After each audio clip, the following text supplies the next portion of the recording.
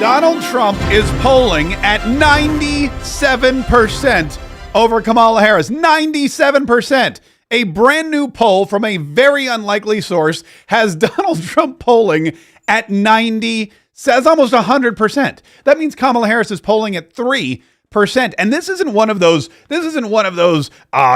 biased opinion polls. This isn't one of those partisan polls that CNN or Ipsos or any of those other places puts in the field. This isn't one of those polls where, oh, look, all of these Democrats decided that they like Kamala Harris over Donald Trump. Oh, look, we're going to ask a lot of Democrats who they're going to vote for, and they're going to pick Kamala Harris over Donald Trump. This is a cross section of real Americans, millions of them. Millions of them, by the way, and they are choosing Donald Trump by overwhelming numbers. I'm not buying into this whole Kamala Harris is winning the Gen Z vote mess. I'm not buying into this whole young people are all about Kamala Harris because she's on TikTok. I'm going to be honest with you. I checked. I'm on TikTok, and Donald Trump has way more followers on TikTok than Kamala Harris does. We'll get into all that here in just a minute. What's up? This is Mark Kaye Saves the Republic, and I'm so excited that you've joined us. If you're watching online, please like, share, subscribe. If there's some kind of thumb up, hit that. Hit that. Don't hit the thumb down. If you accidentally hit the thumb down, click it again, turn it off, and then hit the thumb up. If you'd like to chat amongst yourselves, by all means, please do that. If you'd like to send a super chat or some kind of rumble rant or throw money at me in any way possible, that's always appreciated. And of course, to our podcast listeners, if you're sitting in your car right now, driving home or driving to work or sitting at lunch, and I don't know, maybe you're working out. I don't know that my people do a lot of working out, but if you're working out and you're listening to this podcast, I appreciate you. Keep going, keep sweating, you're going to get to that goal, whatever it happens to be. And oh yeah, don't forget to subscribe and like and download this podcast every single day, because we're growing, folks. Listen, we are number one. Mark Kaye Saves the Republic in just a short time, because we've only been back for 2 weeks. Count them, 2 weeks. In week number 1, we broke the top 50 on the iTunes political podcast chart. We beat some heavyweights. We didn't beat new Candace Owens, but we beat the old Candace Owens podcast, which is still up. We beat Brian Kilmeade, our good buddy. We beat a bunch of people. We broke into the top 50 the very first week, and I applaud you for doing that, because that was all you. The other thing that we've managed to do is this week, I just saw yesterday for the first time, we are number 1 in Bahrain. That's right. Mark Kaye Saves the Republic is number 1 in Bahrain. And if you don't know where Bahrain is, it's near Dubai. Apparently, it's lovely. A lot of Americans there. They're very rich oil-producing country, and I think there's a military base. But anyone who's listening in Bahrain, just know that it's not gone unnoticed. We see you, we appreciate you, we love you, and we thank you for listening in Bahrain and not just listening, but making us the number 1 political podcast in Bahrain. That is Bahrain, if you ask. Okay.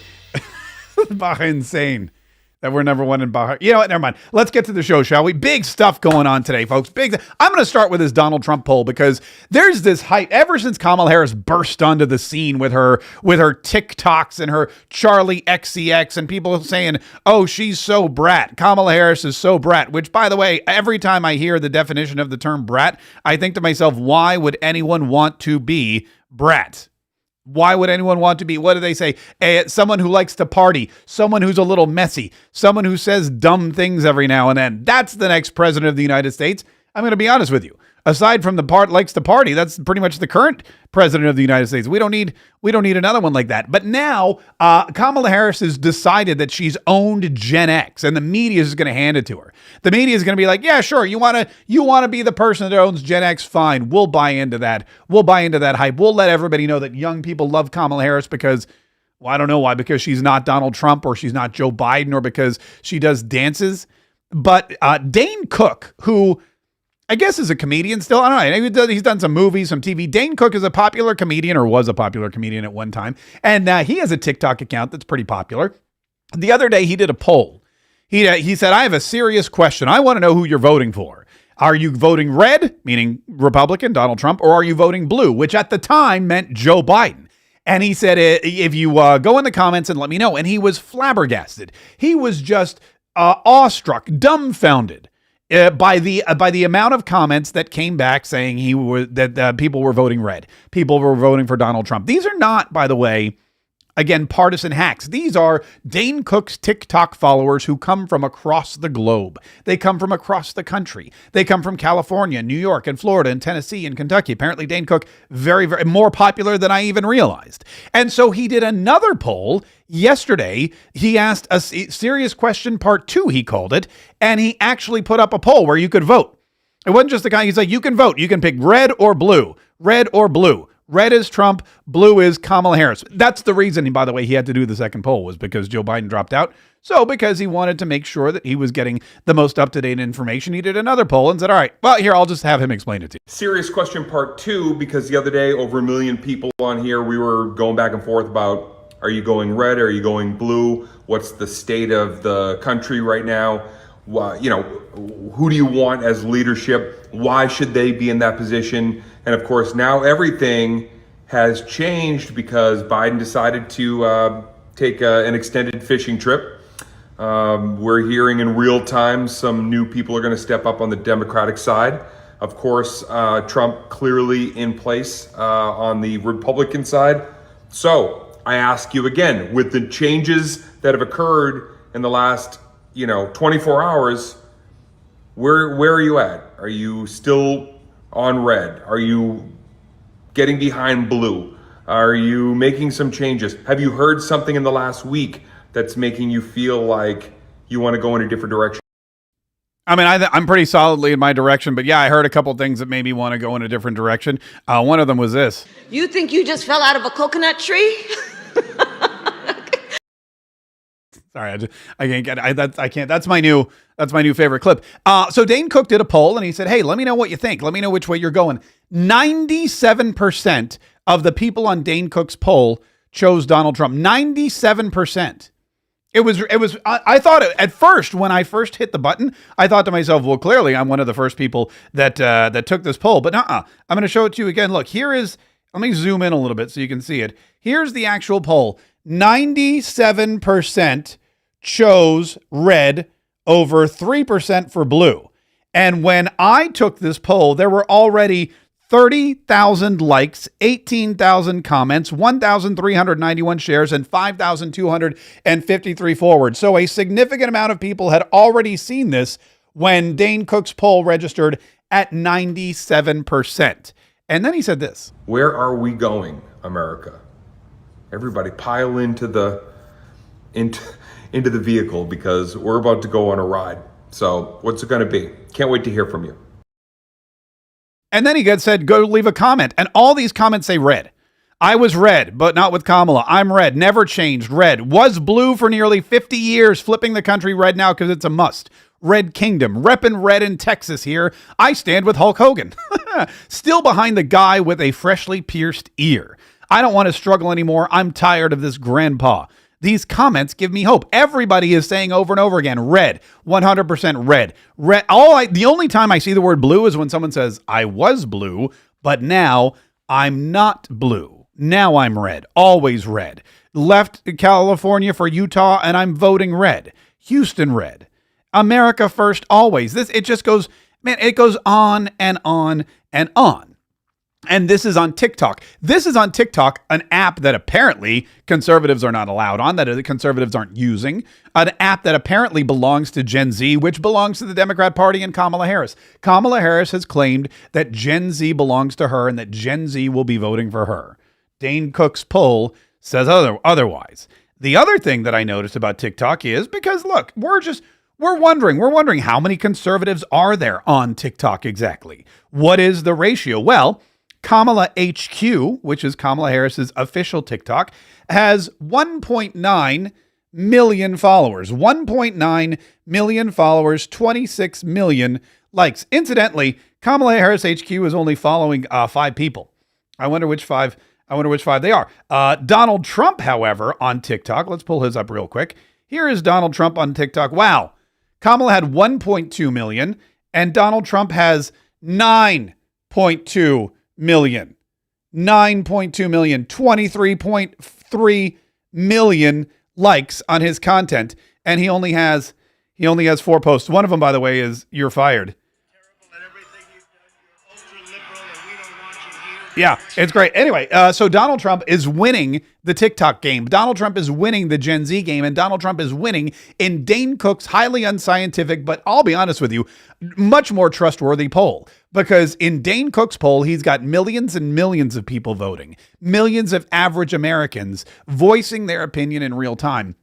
And I think that that's something that's super special. Now, Kamala Harris, she's putting on a good face, but she's got a lot of things that are not in her favor. For example, this whole campaign announcement was kind of scattered. It was kind of haphazard, if you will. Joe Biden stepped down and he released his letter via X. And then somebody reminded him that he should probably endorse Kamala Harris. So he released a second X, or somebody in his campaign released a second X saying, you know what? All right, fine. I now will endorse Kamala Harris. And Kamala is my girl. Kamala is the one that's going to lead us to victory or what. Anyway, Kamala to the future. And that's exactly, I think that's exactly the kind of thing that they didn't want. I think what they wanted was they wanted a solid coalition of Joe Biden and Barack Obama and the Clintons and everyone else behind Joe Biden. I think that would have been much more helpful to him, but they didn't get that. Behind Kamala Harris, rather. They didn't get that. They got Joe Biden kind of lackadaisically and haphazardly endorsing Kamala Harris. And nobody cares about Joe Biden anyway.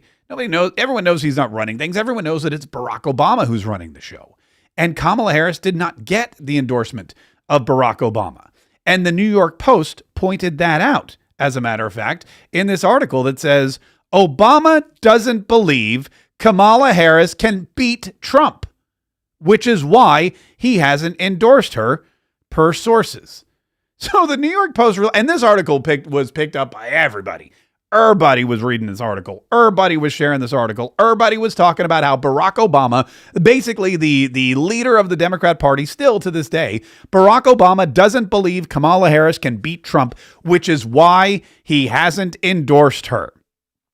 This came out July 24th at 5 p.m. Former President Barack Obama hasn't endorsed Kamala Harris's presidential bid because he doesn't think she can beat Donald Trump, according to a source close to the Biden family. I wonder if he voted in Dane Cook's poll. Anyway, following President Biden's shocking exit from the race on Sunday, would we call it shocking? Or is shocking the right way to go? And his immediate endorsement of the vice president, most of the Democratic elite have been quick to rally behind Harris. But Obama is a notable exception. Listen to this. The source says Obama's very upset because he knows she can't win. So here's what I'm thinking happened. Joe Biden doesn't want to leave the race. Joe Biden doesn't want to get out of the race. Joe Biden wants to be president for another 4 years. Joe Biden wants to make some more moolah. Joe Biden's like, look, I need cash, right? I got a family to support, and God knows they can't support themselves. So I need somebody out there to continue to pay my bills. And it looks like it's just going to be me. So I'm not giving up this presidency. I'm going to come back for 4 more years. Barack Obama forces him out of the race, tells him he's got to go, manipulates the Democrat Party behind his back, manipulates the donors, cuts off his funding, and then gets a whole bunch of Democrats to rally behind the notion of publicly humiliating and embarrassing Joe Biden until he dips out of the race on his own accord. And sometime over the weekend, Barack Obama was able to break down that wall. We don't know what he said. We don't know what threat was made. We don't know what embarrassing piece of information he threatened to release to the Washington Post or the New York Times or whomever, or CNN or MSNBC. We don't know. But something happened on Saturday night. Barack Obama said, look, enough is enough. If you don't drop out of this race, here's what's going to happen next, and it's not going to be pretty. And Joe Biden was so mad, furious, angry Joe Biden. It wasn't whispery Joe Biden. It was angry Joe Biden. Because those are the kinds, you get whispery Joe Biden, pay them more, get vaccinated. That's whispery Joe Biden. And then there's angry Joe Biden, which is pay them more, pay them what they're worth. And I imagine he got angry and he yelled at Barack Obama, but he realized he was toast. So what he did was he decided, fine, I'll drop out of the race, but on my way out the door, I'm going to screw over you in the party, and I'm going to endorse Kamala Harris, because Joe Biden had to have known Barack Obama didn't want Kamala Harris. He had to have known that Barack Obama was planning and plotting something else, Hillary or Gavin Newsom or J.B. Pritzker or Gretchen Whitmer, I hear, who a lot of people thought was a much better candidate to defeat Donald Trump for the Democrat Party. Gretchen Whitmer, who doesn't have the baggage of being the failed border czar. Gretchen Whitmer, who doesn't have the baggage of being part of the Joe Biden administration with their failed foreign policy, with their ridiculous withdrawal from Afghanistan that left 13 Americans dead and hundreds more injured and wounded. Gretchen Whitmer is not attached to the Joe Biden administration with its record high inflation and gas prices and the cost of eggs and diapers and formula and basically everything else that we have. Gretchen Whitmer is a separate entity, and Barack Obama probably would have liked someone more than her. But Joe Biden, angry as he was, decided, you know what? I'll leave this race, but I am throwing all my weight behind Kamala. And Barack Obama was furious. He didn't want Kamala. He didn't want to endorse her. He didn't want Joe to endorse her, but he wanted Joe out of the race. So all of a sudden, the New York Post is saying, well, Barack Obama ain't happy, and that's why he's not endorsing Kamala, because he knows she can't win. Obama knows this. Oh, the article continues, by the way. Quote, Obama knows she's incompetent. The border czar who never visited the border, saying that all migrants should have health insurance. She cannot navigate the landmines that are ahead of her. When you are running for president, there are things you can and can't say. But the source doesn't have high hopes for a TV debate between Trump and Harris. When Biden was still in the race, a second debate was scheduled for September 10th. Wait until the debate. She can't debate. She's going to put her foot in her mouth about Israel, Palestine, Ukraine. She's going to say something really stupid, the source said. This is my new favorite article, by the way. Obama knew this was going to happen. Joe knew this was going to happen. Now she is going to have to answer real questions. The White House did not respond to the Post's request for comment on the story. However, the higher-ups in the Democrat Party didn't count on Biden endorsing Harris right away, and Obama was shocked when the president endorsed her, according to the Insider. Because, look, Barack Obama calls the shots. Barack Obama, we know he's the guy in the basement with the microphone telling Joe Biden what to do. He's the guy in the basement who's calling all the plays. He's the guy in the basement who's putting everything together for everybody. Barack Obama didn't want to have to endorse Kamala Harris, didn't think she could win, and is now petrified for his party and his country and his future that she's the only hope to beat Donald Trump, who's polling on Dane Cook's TikTok poll at 97%. Well, wouldn't you know it, just a day after, just one day after Barack Obama and that article about Barack Obama comes out in the New York Post, just one day after, guess who supposedly comes forward to endorse Kamala? You're never going to guess. You're never going to just guess. Take a guess. You're never going to guess. Take a guess. You know what? I'll tell you. It's Michelle and Barack Obama. Kamala Harris released this ad just earlier today, I think. Listen carefully. Kamala. Hello. Hi. Hey there. Oh, hi. You're both together. Oh, it's good to hear you both. I can't have this phone call without saying to my girl Kamala, I am proud of you. This is going to be historic. We called to say Michelle and I couldn't be prouder to endorse you and to do everything we can to get you through this election and into the Oval Office. Oh, my goodness.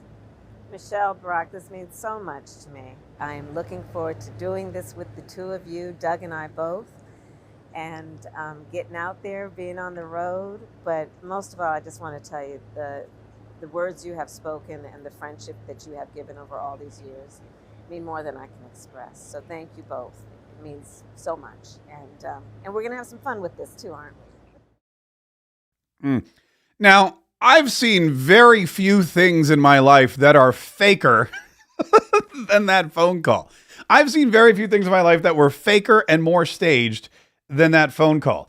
I've seen few things in my life that are more fake than that ad that we just watched where Kamala Harris is on the phone supposedly, although we can hear Barack and Michelle on the speakerphone, yet she's holding it up to her ear.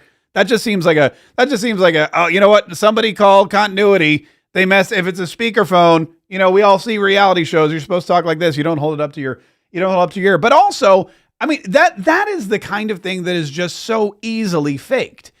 Take it from me. I am not just an audio professional for decades, but somebody who's dabbled in AI. I'm somebody who, you can just Google Mark Kaye and AI, and you can see that I've had my fair share of AI experience. But it is very, very easy to fake a phone call like that, to put together some kind of messaging, to manipulate voices so that it sounds like you're talking to somebody, especially when you don't have to worry about their face. Think about this. This is now the second time this week that a president, a prominent Democrat, has endorsed Kamala Harris over the phone. Remember Joe Biden? She went to Delaware, literally got on a plane and flew to like 3 miles from where Joe Biden was, flew to his home state, went to Delaware for a rally. Joe Biden didn't even show up. Instead, Joe Biden called to endorse Kamala Harris on the phone. I know yesterday's news was surprising. And it was hard for you to hear, but it was the right thing to do. I know it's hard because you poured your heart and soul into me to help us win this thing, help me get this nomination, help me win the nomination, and then go on to win the blah, blah, blah. But he didn't show up. He was on the phone, and we're supposed to believe that was Joe Biden on the phone. Now, Barack Obama endorses her, but again, on the phone. Kamala. Hello. Hi. Hey there. Oh, hi. You're both together. Oh, it's good to hear you both. Are they both together? Do we know they're both together? Why is it that nobody wants to show their face in public with this woman? Think about it. Nobody, no prominent Democrat. You got 2 Democrat presidents, Barack Obama, Joe Biden. Neither one of them wants to stand next to Kamala Harris and say, she's the one. She's the one that should be president of the United States. They're using these phone calls and this dramatics and these pre-recorded fake-looking rallies and setups. Show us your face. If you really think Kamala Harris is the right one for the job, show us your face. Why are you calling? Why don't you make a FaceTime call? It's because it's easier to manipulate and fake some kind of endorsement by Barack Obama or Joe Biden, and I can prove it to you. Earlier today, you know what I did? I went in and I recreated this phone call with Barack Obama and Kamala Harris to prove that just how easy it is for anybody to get Barack Obama's endorsement. Oh, I wonder who that could be. Oh, it's Barack and Michelle. Hello? Hello, Mark Kaye. Hello, Barack. What's up, man? How you doing? Thanks so much for calling. What's going on? What are you guys up to? We called to say Michelle and I couldn't be prouder to endorse you and do everything we can to get you through this election and into the Oval Office. Oh, that is I appreciate both of you. Listen, I would love to run for president. I really would. And I think I'd be a great choice. But I don't know if you know this or if you remember, but I was born in Canada. I'm not a natural born citizen. And I know you've had some experience with that. And according to the Constitution, only natural born citizens of the United States are able and eligible to be president. So I don't think I'm going to be able to run. Well, look, that's just a hiccup. We can take care of that. We never let the Constitution stop us before, and we won't let it stop us now. Oh, all right, perfect. Oh, great. All right. Well, listen.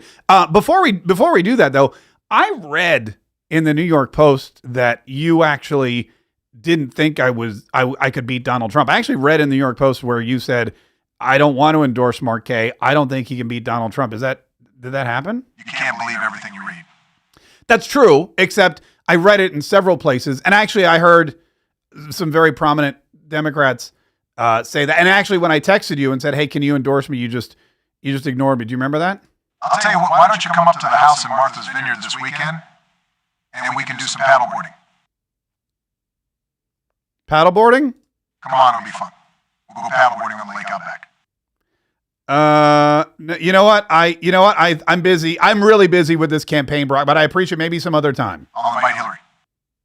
Yeah, no, I definitely can't come paddleboarding. But you know what would really help though is instead of a phone call, could you come to one of my rallies and endorse me in person? Or could you send me a video note, maybe you and Michelle recording a video of your faces so that people can see it's actually you endorsing me for president? Is that something you could do?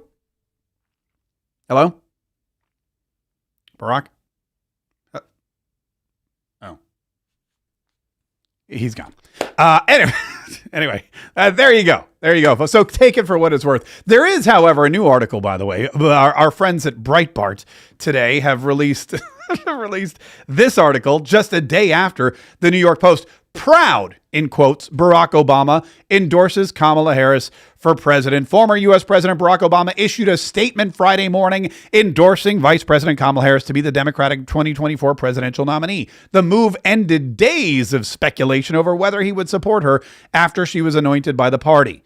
Obama and ex-First Lady Michelle said in a joint missive they believe Harris has the vision, the character, and the strength that is required at these critical moments. They said her record as California's Attorney General, a U.S. Senator, and then Vice President exemplified all that she could bring to the role. I'm so proud of my girl, Kamala, says Michelle. Barack and I are excited to endorse her as the Democratic nominee because of her positivity, sense of humor, and ability to bring light and hope to peoples all across the country. We've got your back. I'm sorry. One second. Because of her sense of humor, her positivity, and her ability to bring light and hope to people all across the country. Since when is a sense of humor, positivity, and the ability to bring light and hope to people all over the country what qualifies you to be president of the United States? What about closing the border? What about bringing down inflation? What about lowering taxes? What about increasing production and jobs? What about drilling for oil? What about making us energy independent once again? What about stopping the wars in Ukraine, stopping the war in Israel with Hamas, bringing back the hostages, bringing back our friends and allies who are still stuck in behind enemy lines in Afghanistan with the Taliban? What about all of those things? What about crime? What about crime running rampant in every major city? What about that? What about election interference and election integrity and security? Aren't those all things that are necessary for a president of the United States to tackle? Isn't that really what should qualify you for the job? Or is it, as Barack Obama's wife puts it, a sense of humor, an ability to bring light and hope to the country, and a positivity? Donald Trump's positive. Donald Trump's got a great sense of humor. Donald Trump can bring light and hope to the rest of the country. You know how? By putting money back in their pocket, by making them feel safe, by getting China and Russia to stand down on their sorties around Alaska and bringing battleships to Cuba. Donald Trump can make everybody feel happy and positive by bringing gas prices down to under $3. Hell, under $2 would be even better, and probably doable if we start to drill. Donald Trump can bring crime down by securing the border and starting the largest massive deportation effort in the history of this country. All things that he's promised to do. Kamala Harris has not promised to really do anything. All we know about Kamala Harris is that, well, we really don't know anything about Kamala. We really don't know anything about Kamala Harris. All we know about Kamala Harris is she refused to go to the meeting with Bibi Netanyahu and hear his speech at Congress. Oh, but you know what? She did actually cave. After Donald Trump blasted her and after Donald Trump announced that she was ignoring the prime minister. Well, here it is. Here was Trump yesterday. I'm sorry, I don't have that file anymore. Trump yesterday said, look, she's got to meet with Bibi Netanyahu. It's a disgrace. She's got the Jewish people. I don't understand why the Jewish people support Kamala Harris when she doesn't support them. So you know what she did? She decided, you know what? I should probably, all those Hollywood elites who are donating millions of dollars, the Spielbergs, the Katzenbergs, they're all probably not happy that I'm not meeting with the Prime Minister of Israel. So I'm gonna meet with the Prime Minister of Israel, and she did. And here's what happened. So I just had a frank and constructive meeting with Prime Minister Netanyahu. I told him that I will always ensure that Israel is able to defend itself, including from Iran and Iran-backed militias such as Hamas and Hezbollah.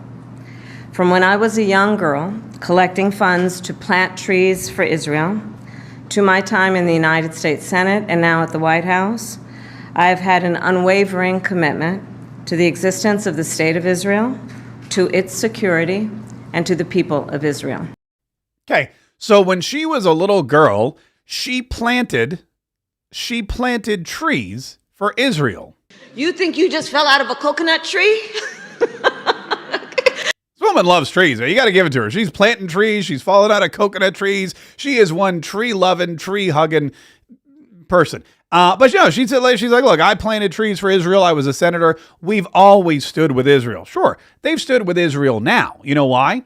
because Hollywood is donating millions of dollars to Kamala Harris. Hollywood is donating millions of dollars to the Harris for President campaign. The media, much of which is owned and operated by rich Jewish participants, has also probably said, look, we're going to throw our weight behind you, but you got to drop this pro-Palestinian crap. You gotta support Israel. You gotta support the Promised Land. You've got to make sure that our hostages are brought home and that Hamas is dealt with. And this is the most powerful. This is the most powerful, anti-Palestinian or anti-Hamas statement I've ever heard from Kamala Harris, or really anyone from the Joe Biden regime. And it is probably going to continue, even though Kamala Harris is one of the most liberal people on this. Even though Kamala Harris, if she were still in the Senate, she would be the Senate squad member, the honorary Senate squad member. She'd be right there with Ilhan Omar and Rashida Tlaib. She'd be right there with Cori Bush and AOC. They'd be buddy. She'd be throwing open the doors and allowing all the protesters to come in and sit in the rotunda because she is one of the most liberal In fact, CBS, years ago when she was running for vice president, they brought that fact up to her face. You're considered the most liberal United States senator. Somebody said that, and it actually was Mike Pence on the debate stage. But yeah, well, actually, the nonpartisan GovTrack has rated you as the most liberal senator. Here's something interesting. Now that Kamala Harris is running for president, GovTrack deleted her profile. Here it is. Let me see here. Oh, this is from NBC in Montana. Let me read you this story real quick. Government transparency site pulls page naming Kamala Harris most liberal senator. Government transparency site GovTrack removed a 2019 page naming Vice President Kamala Harris as that year's most liberal senator. The now deleted page compiled data from Harris's time in the Senate and assigned a ranking relative to other senators. GovTrack found Harris was the least likely to co-sign on bipartisan legislation, held the fewest committee positions, and was the third most absent senator, missing 61.9%. Let's just call it 62% of votes. Our unique ideology analysis assigns a score to members of Congress according to their legislative behavior by how similar the pattern of bills, blah, blah, blah, blah. The link now shows a page not found error. So when you go to GovTrack to try to verify that Kamala Harris is the most liberal, as CBS reported years ago, you're considered the most liberal United States senator.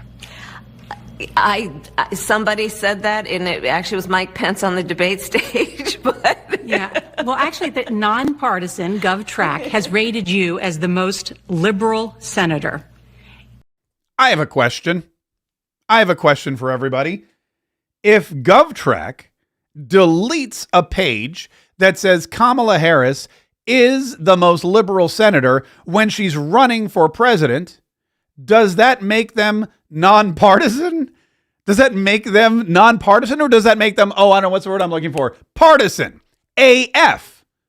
This is not a bipartisan organization. This is not an independent research organization or whatever the heck they're supposed to be. This is not a government transparency website. This is a Democrat outlet, again, a liberal outlet protecting their own. Back in the day in 2019, they said Kamala Harris is the most liberal person we got. 100 senators, when we're ranking them 0 to 100 on liberalism, guess who's 100? It's Kamala. It's Kamala Coconut Tree Harris.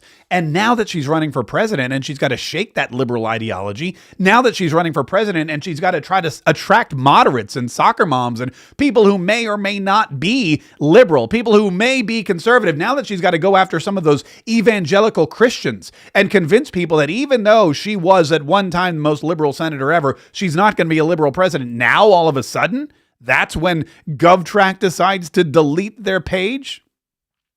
They are not nonpartisan if they're deleting things that could potentially help Kamala Harris beat Donald Trump.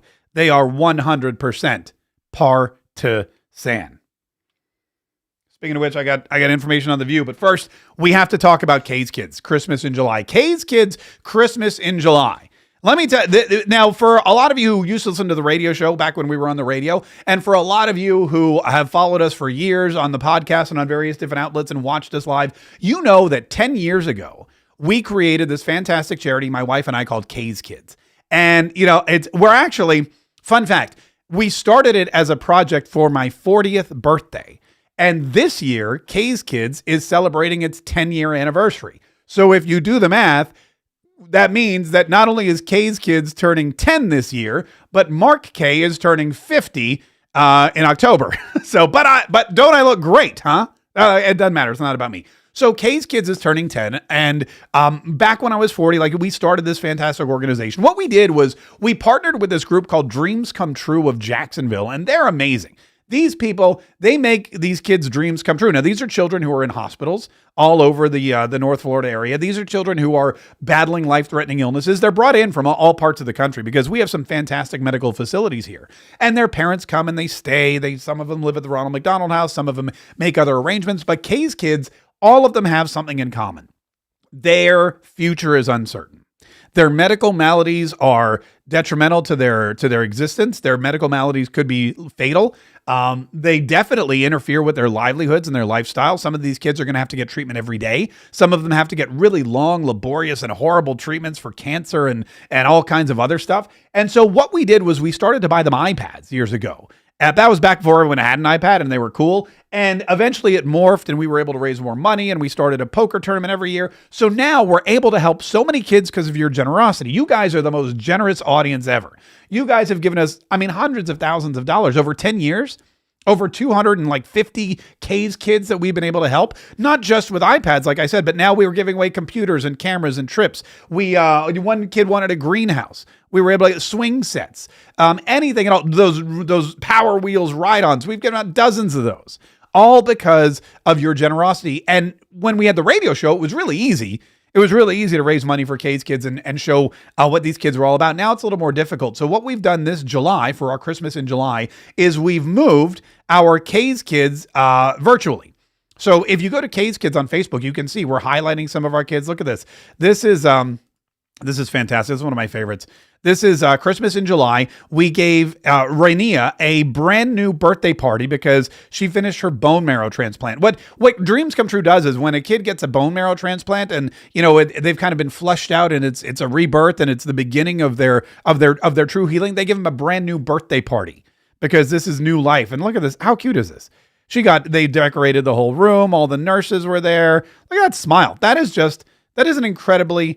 not the kind of smile you would expect on a girl that just got a bone marrow transplant, but that's exactly what we do. And there's all kinds of other kids that we've been able to help with your generosity. Now, again, since we're virtual this year, we've made it kind of interesting. What we're doing is we're highlighting the kids on Facebook, and then we're also raising money by selling copies of my Christmas story, The Untold Story of Christmas. This is a book that we released at Christmas time, and instantly it became the best-selling book I've ever written.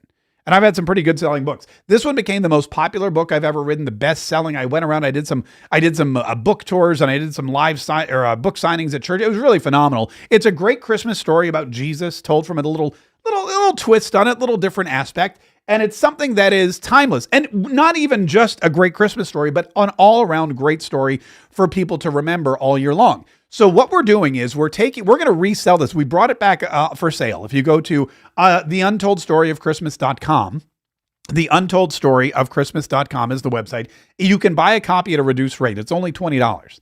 That's about 33% off of the sticker price. It's only $20, and we're going to take a portion of the proceeds after our costs, and we're going to send it directly to our Kaye's Kids charity. So if you're looking to get your Christmas shopping done early, if you missed out at Christmas time and you weren't able to get one of these, you can buy one, you can buy three, you can buy six. The more you buy, the more you save, and also the more Kaye's Kids we're able to help.